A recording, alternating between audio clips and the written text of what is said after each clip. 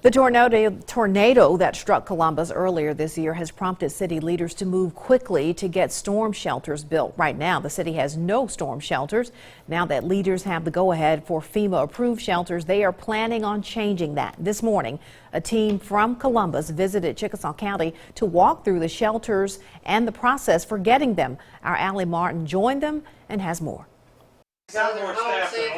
As Chickasaw County's EMA director, Linda Griffin knows what it takes to get FEMA-approved storm shelters in the area. Okay, if you got a back door and you put your shelter over here where there's not an exit door, they look at stuff like that. Griffin is helping Columbus city leaders navigate the paperwork and process to get their own shelters. We have 33 locations, fire departments, governmental buildings, voting precincts, that we have these set up.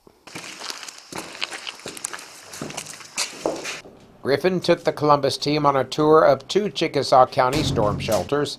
Since 2003, Griffin has applied for the storm shelters. FEMA picks up 75% of the cost. 6-foot by 12-foot shelters feature 6-inch thick concrete walls. They are brought to a site, strapped into the ground, and are ready to use.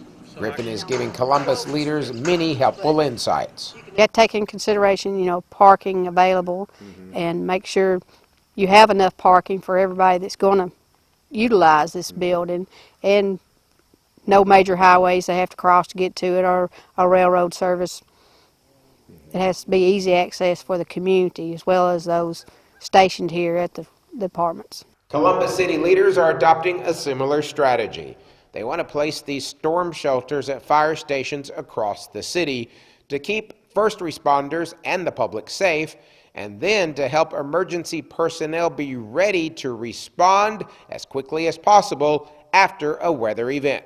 For years, we've looked at the approach of one facility, and you question where to put that necessarily.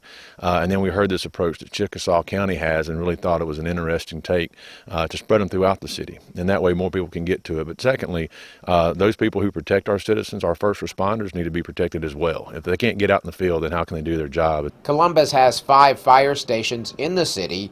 Each fire station will get 2 shelters, and 1 station will get 3.